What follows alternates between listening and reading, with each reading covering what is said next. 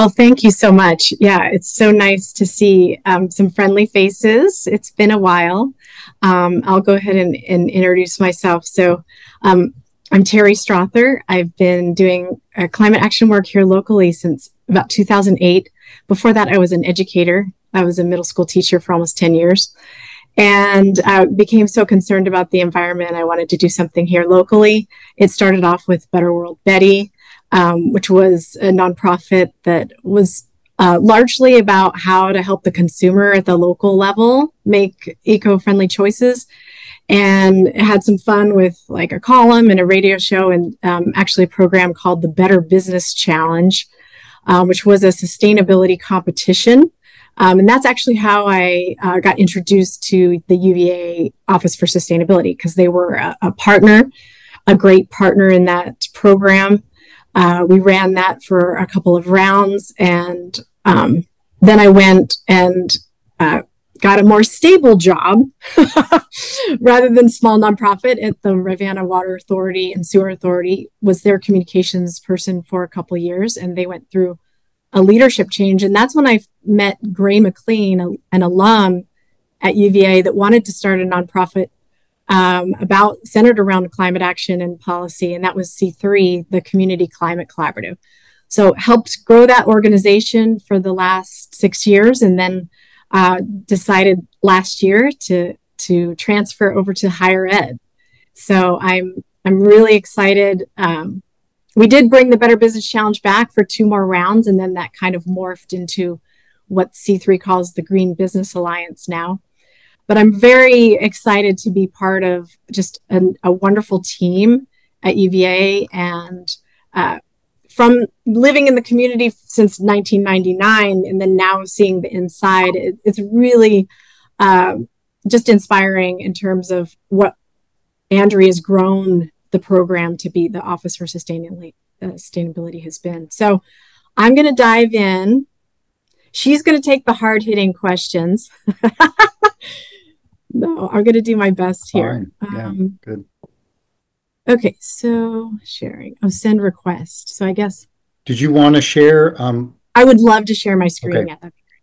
Tom, again, I think you may be the one who can grant her screen sharing capabilities. And I don't know if I said that for all of you that have arrived, I'm the Associate Manager for Sustainability Communications at the Office for Sustainability. So leading efforts like our social media, the annual report, which you're going to see some of, and other communications efforts. Okay.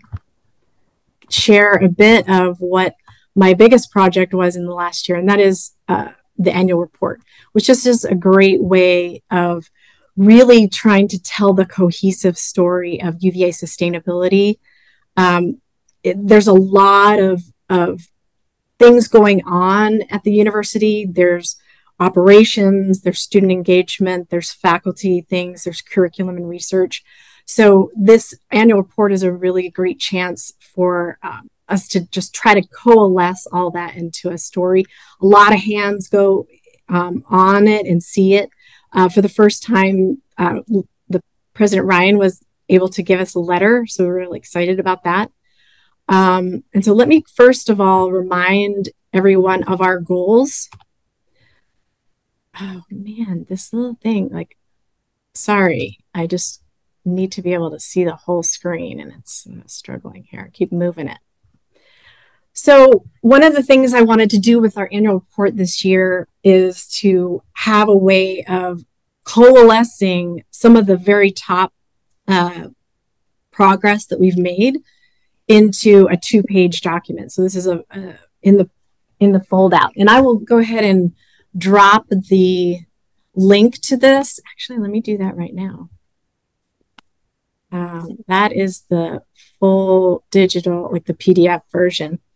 But the 40-page annual report turned into this 2-pager that I'm going to go through. It's just a nice way of highlighting what we're doing. But this is actually, I'm sorry, skipping around a little bit. Okay. So just to remind everyone, we've got 2030 coming up faster than we know it. And these are our 10 bold goals. As you look at the top, those are our resource goals. We call these the steward goals, namely to be carbon neutral by 2030 and fossil fuel free by 2050. And then we've got our 30 by 30 goals, reducing waste, reducing our nitrogen footprint, increasing sustainable food purchases, and reducing our water. Honestly, our waste is the one that we struggle with the most.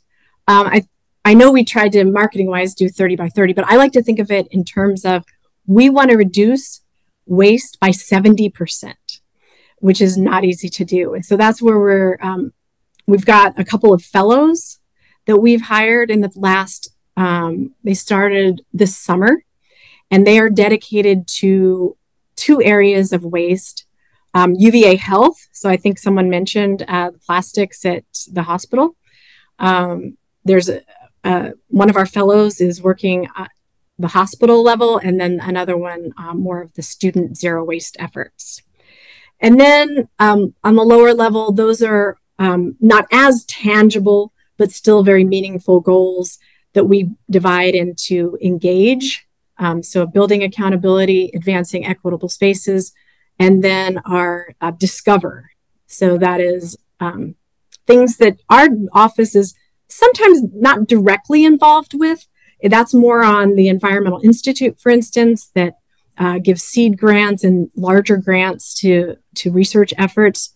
But we do have grounds engaged learning. We've got the Decarbonization Academy, which is a really cool program where students each summer are actually working on advancing these goals and getting real world experience. So now we can go over to the 2-pager, the highlights. So we have been successful in 45% reduction in carbon emissions, primarily through our building energy efficiency program. Andrea can talk more about that. Over the last 3 years, saving 14 million across we've got 550 buildings. And our energy use per square foot since 2013 has dropped 27%. So we were able to meet our Department of Energy challenge goal. So that was exciting this past year. We all in all have worked on about 75 buildings. Our Sustainable Labs program is one of the best, frankly, in the country.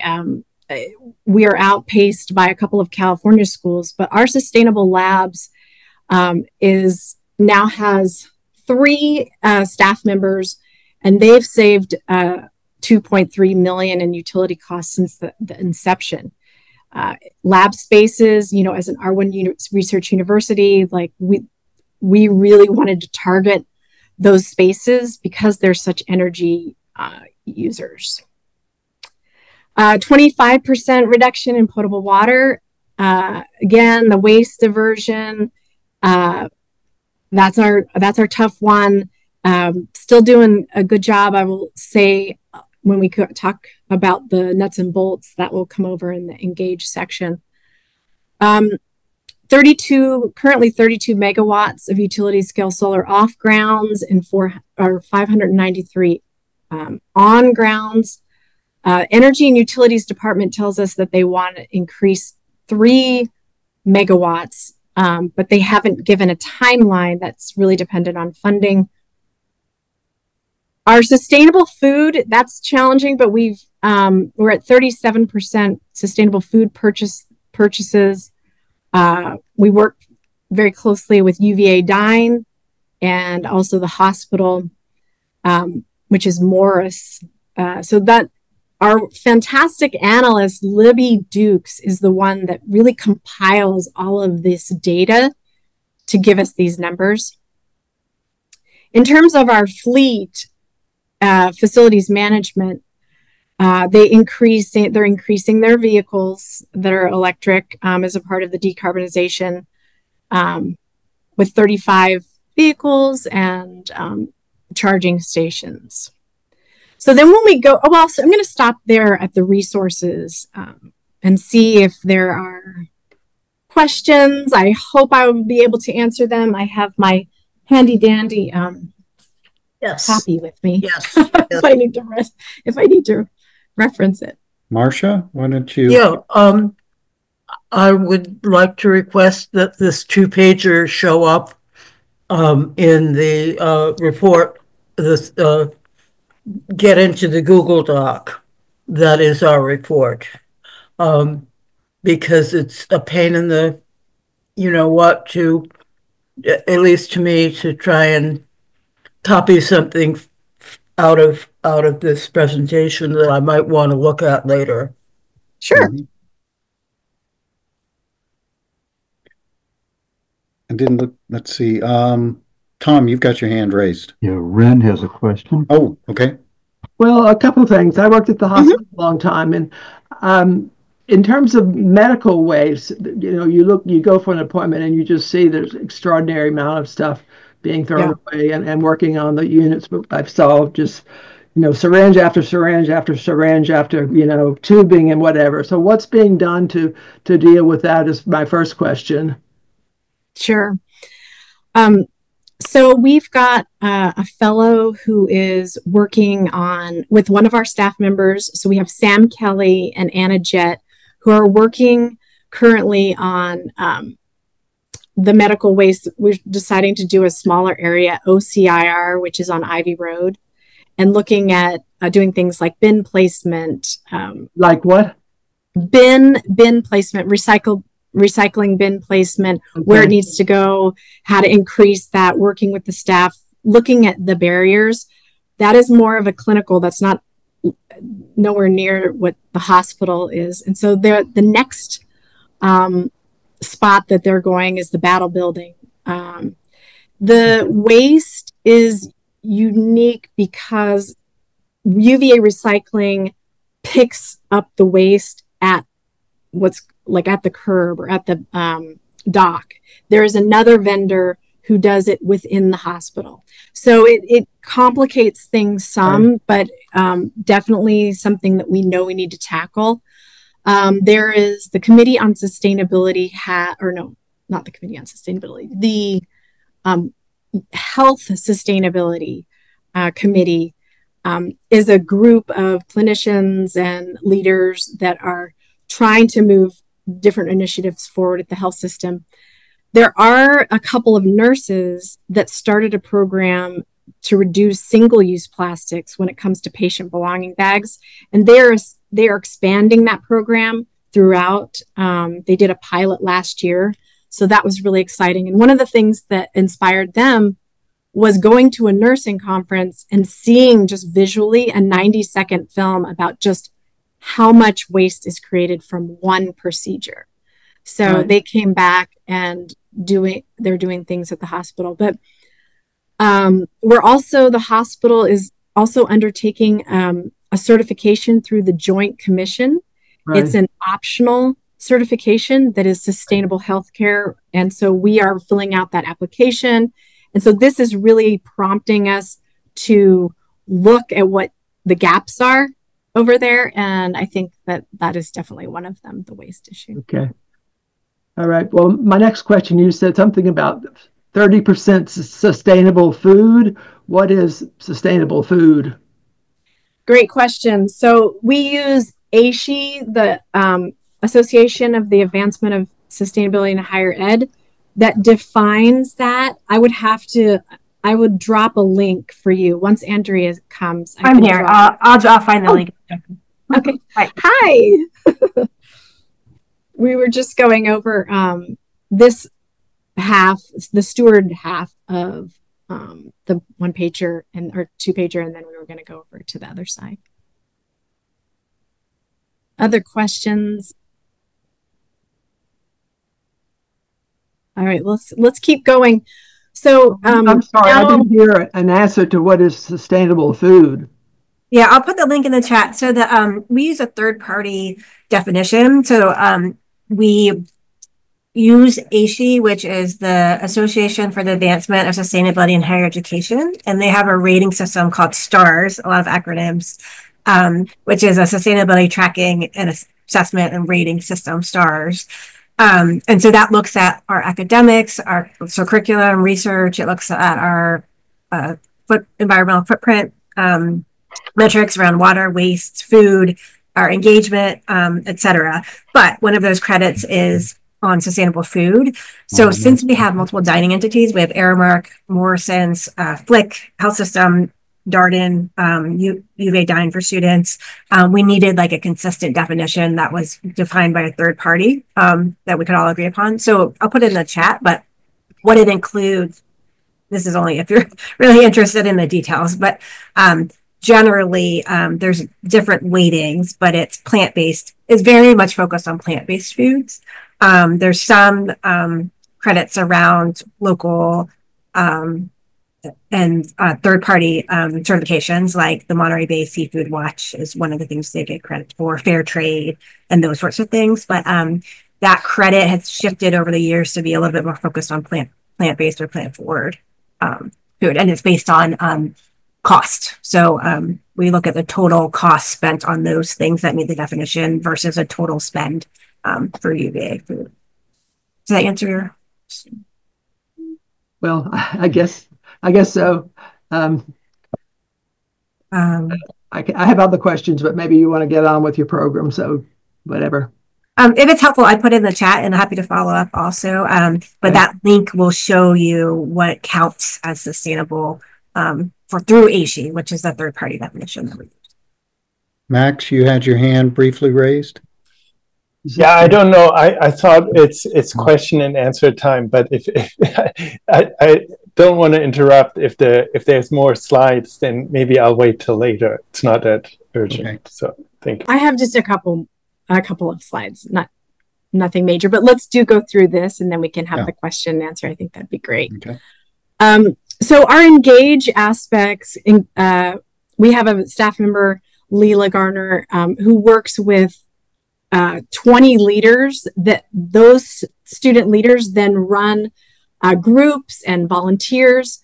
So all in all, 220 students worked on corner cleanups. We also had 133 students that worked our green games, which are football games and basketball. We're very excited that this fall we've expanded composting to Klockner, the soccer stadium, and we have a very enthusiastic new student engagement coordinator, Chad DeWitt, who is leading a lot of those zero waste efforts. I will say that those students go through each concourse and bag by bag and making sure that we are not contaminating the composting and recycling whatever we can.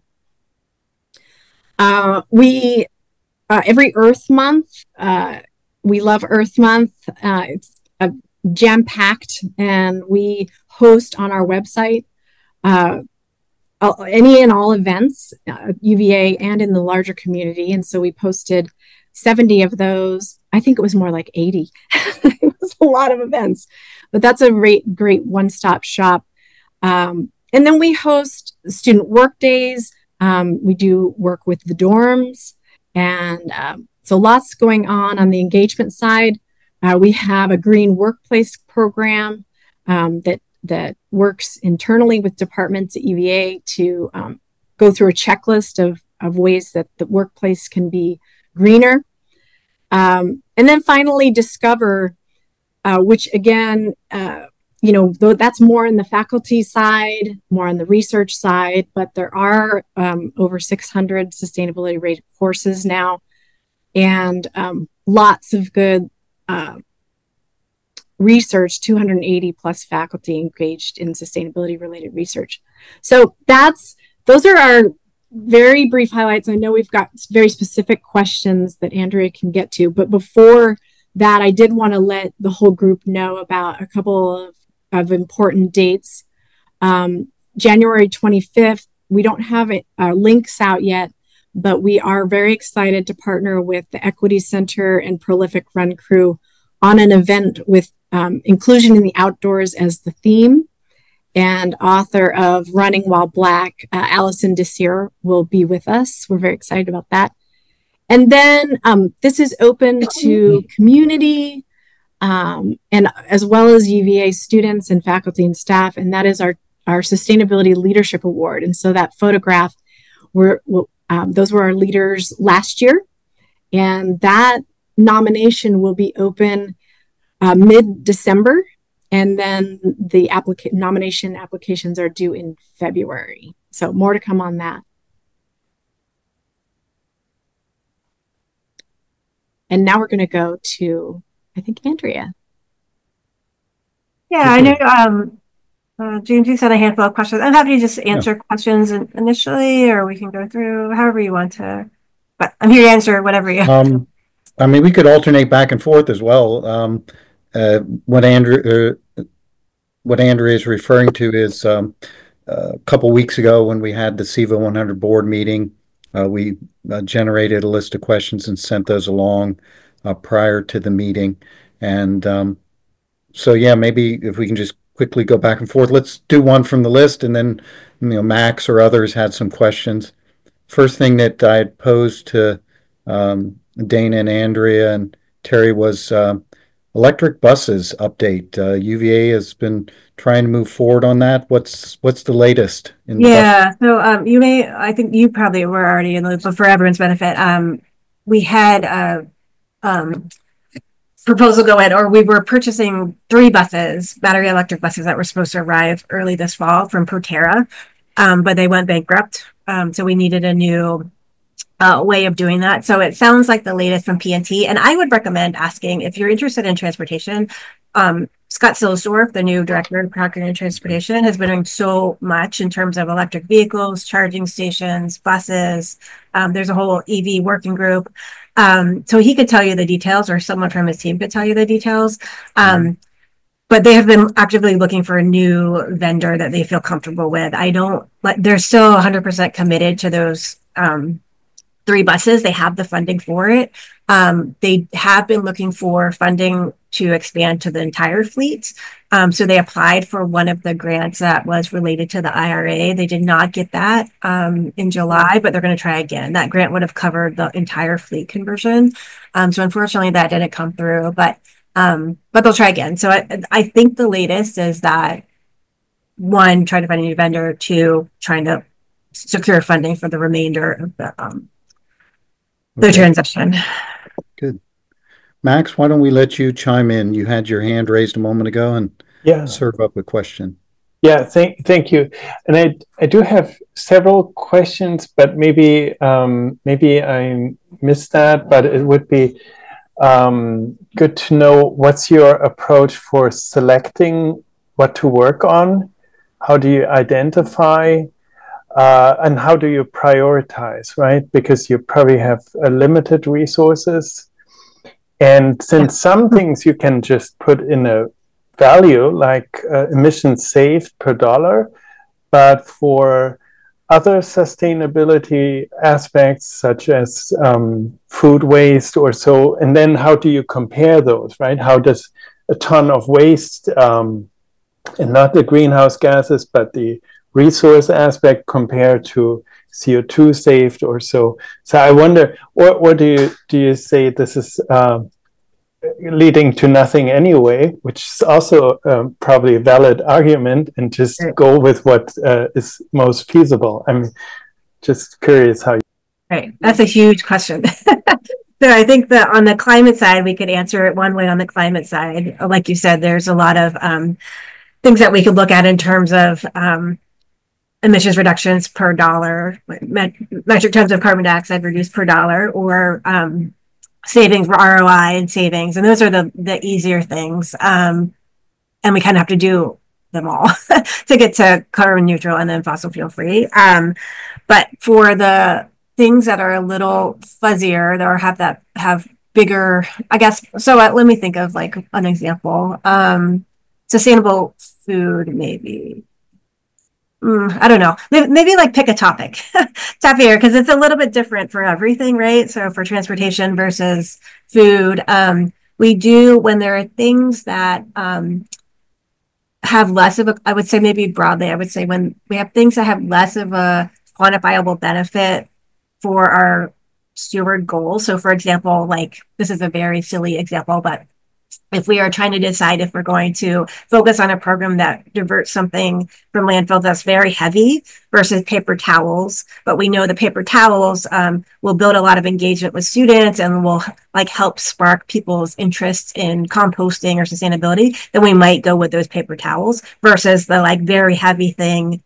You know, we need to do that too, but sometimes we need to like balance opportunities for engagement and education and awareness so that we can't see it and we can't measure it, but we know that those things hopefully will lead to bigger impacts down the line. I know it's a big question, but it's a good question.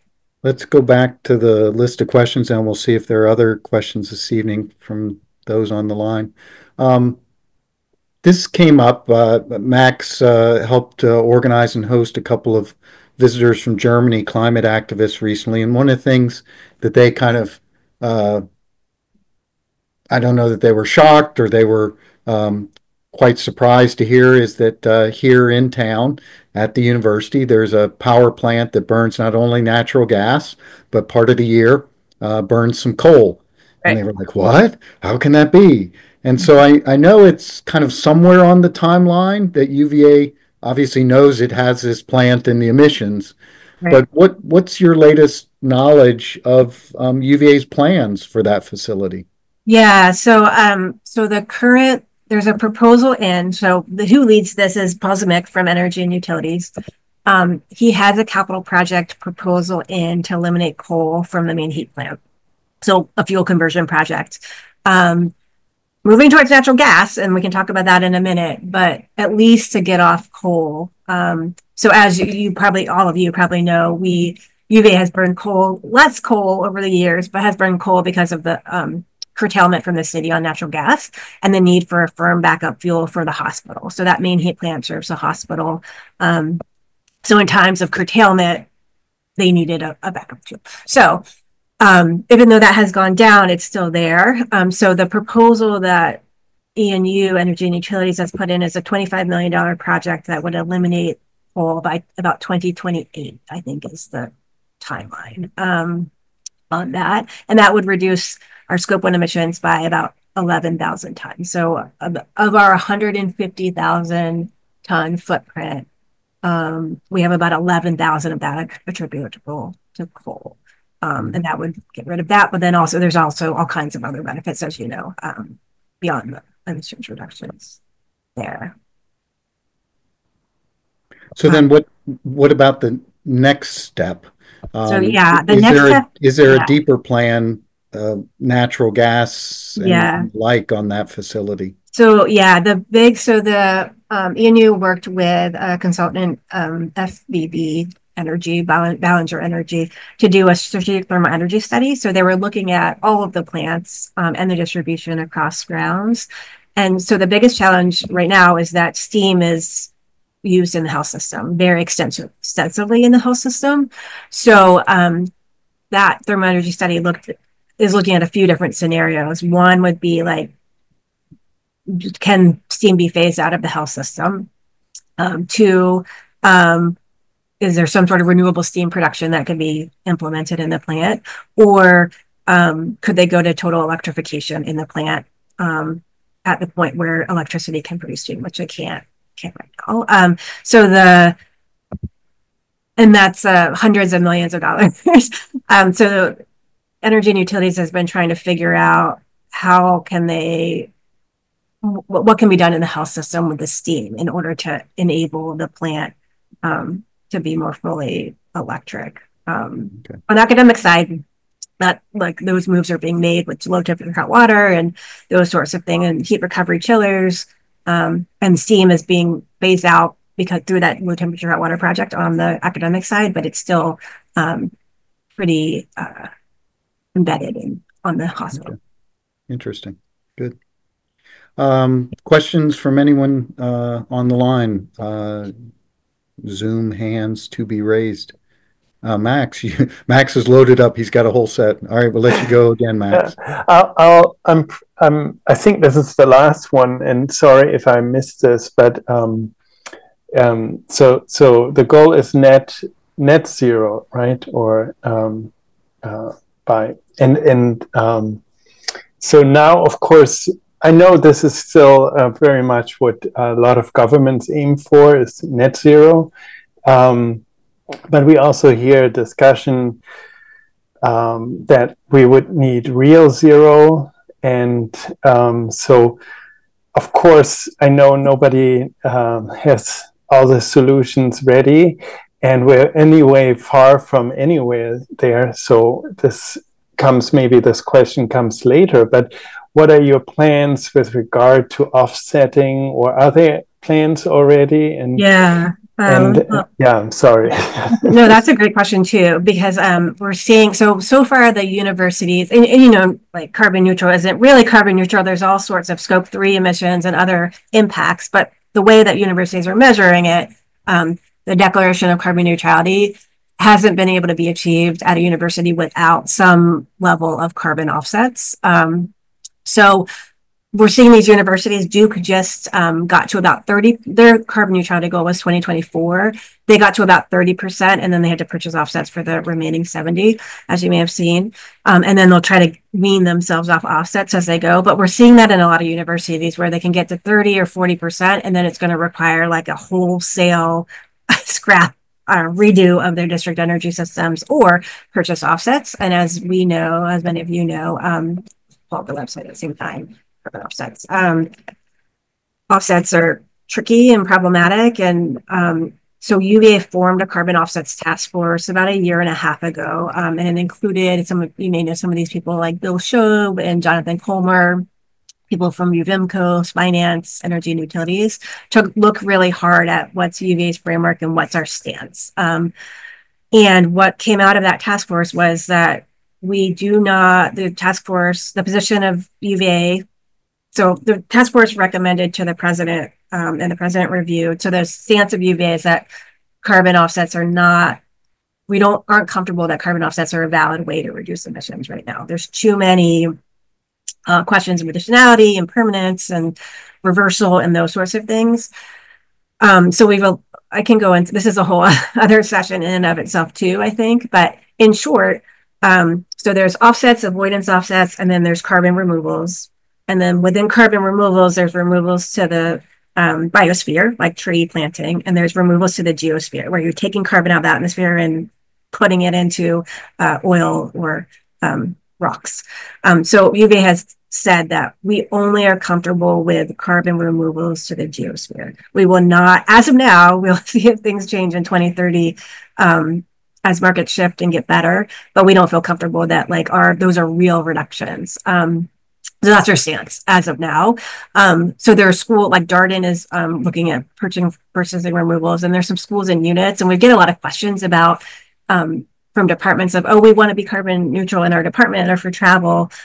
As of now, UVA is saying that, well, if you want to, you have to purchase removals. There's reputational risk. Delta and Evian are being sued for their use of offsets and carbon neutrality. So I feel good about where UVA stands now, because I think it feels valid.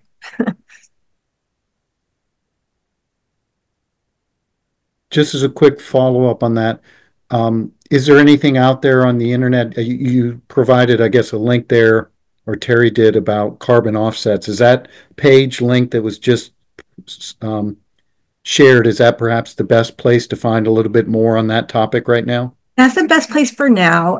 We are working on FAQs. We're almost done, and then we'll post the FAQs on that website. But it goes through things like, what are the concerns? What does this mean? What's a removal, etc.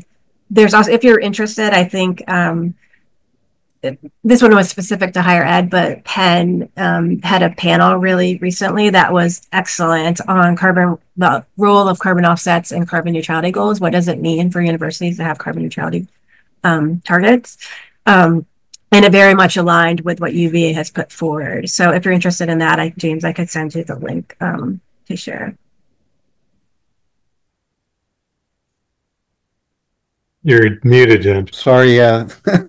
Tom, did you have your hand up next? You or Ren? Ren did. Okay. Oh, this is pretty simplistic question, but anyway, when I was working in the hospital, I saw an incredible amount of food that wasn't used, milk that was outdated one day and couldn't be used, puddings, juices, on and on and on. What happens to all that? Is it just thrown into the waste, or is it somehow repurposed? I'm not repurposed, but somehow somebody uses Yeah, it. that's a good question. I have to say, I don't know the answer on the health system side specifically. Aramark on the UVA Dine side, academic side, has a host of recovery programs. It depends on the type of thing, like right. Well, or not, but recovery systems that go into the local community, and then they compost everything back of house that they can. The health system composts too, but I don't know in terms of recovery and donation what the health system specifically does. But yeah, that's a good question. It's that's definitely a huge part of our waste footprint. Right. Jayla, Marcia, I see your hand, but I think Jayla may have had her hand up earlier. Yeah, I did. I was just trying to wait until everything was the presentation and stuff was done. But Teri, I actually met with Sarah Delgado on Monday from C3, and she spoke just the world of you. I also met with Dr. Coffey recently, and anyway, I've heard a lot of great things about you, and everyone's sad you're at UVA now, but also happy for you. So but I had a question on your sustainable food. I know that there are now more biodegradable, compostable options for silverware, plates, that kind of thing. Has UVA introduced that into how you guys are, kind of trying to mitigate waste in some capacity with your food? Yeah, Teri, do you want that, or do you want me to answer the single-use plastics policy? You can go for it. Thank you so much. That was very nice. Thanks. Yes. So UVA has a single-use plastics policy, and so Gotcha. that prohibits. It's a work in progress because the purchasing is so decentralized, and sometimes there's supply issues. But the single-use plastics policy prohibits plastic water bottles, any sort of utensils, plastic or styrofoam to-go boxes, plastic bags, those sorts of things. Really cool. Okay, thanks. And now Marcia. Okay, this is stepping way back, okay?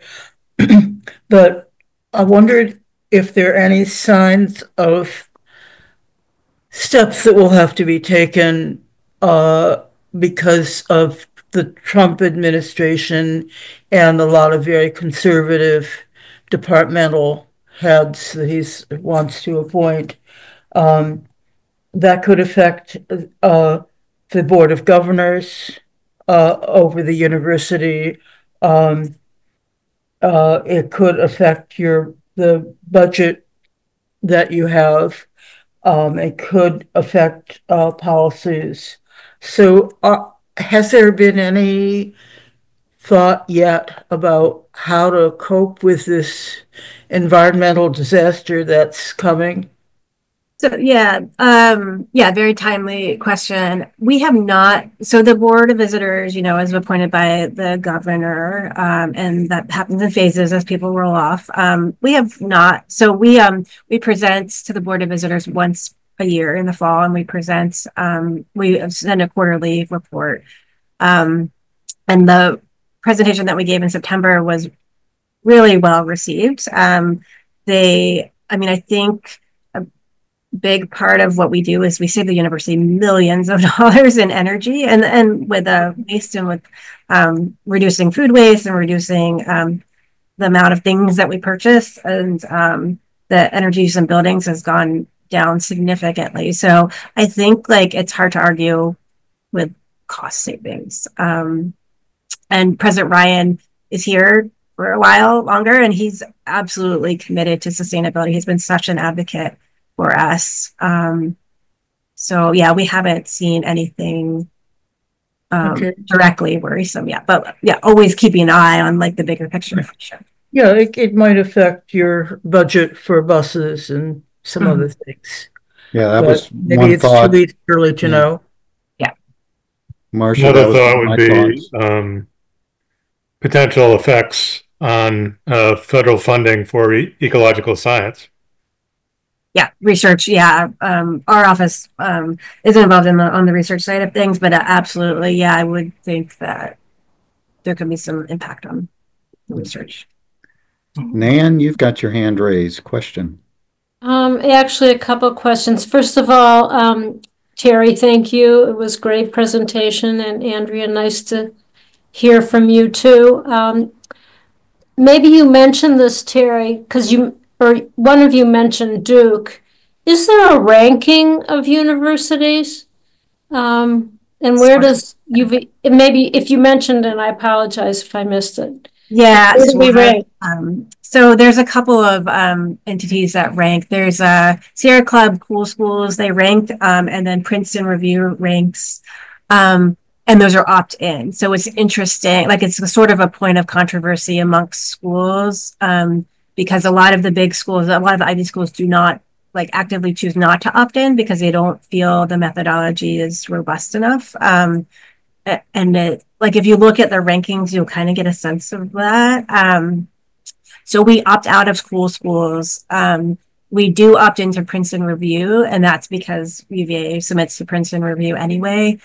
But it's very, like we could even see it this year. So it's based on this, remember we mentioned this ASHE STARS rating system. It's based on that.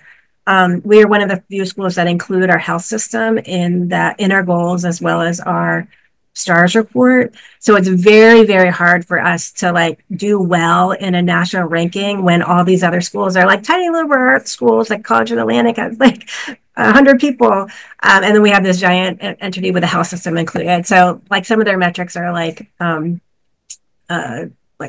emissions per square foot. And so like with hospitals and research, that's going to skew us. So one example is like we ended up in the top 50 last year for Princeton Review, 49 for the first time. And then this year we submitted our STARS report. It was much better. Like we improved immensely in all the categories, but we dropped out of the top 50. And then I think Virginia Tech's in there, Richmond's in there. So I think like, and they're doing great things, but I think we're doing a lot. So I guess there are ranking systems, but I don't like them.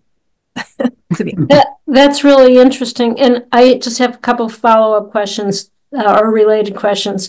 So do you poll the students, or do you hear from the students as far as their interest in your activities and how important that is, let's say, to their decision to come here or just in general? Yeah, so a few years ago, we started doing an annual literacy survey. So it goes out to, just like all the other surveys that UVA, it goes out to a broad random swath of students. So we don't get any sort of bias, and then they opt in. We give them incentives, but they opt in to take it. So that literacy survey, it's a sort of a literacy and culture survey. So it has some questions around not just like, do you know this, but also, are you interested in, or what influences you? So we've only done that a couple of times so far. We just started it. So we don't have great baselines, but hopefully we'll see some trends as we continue to do that.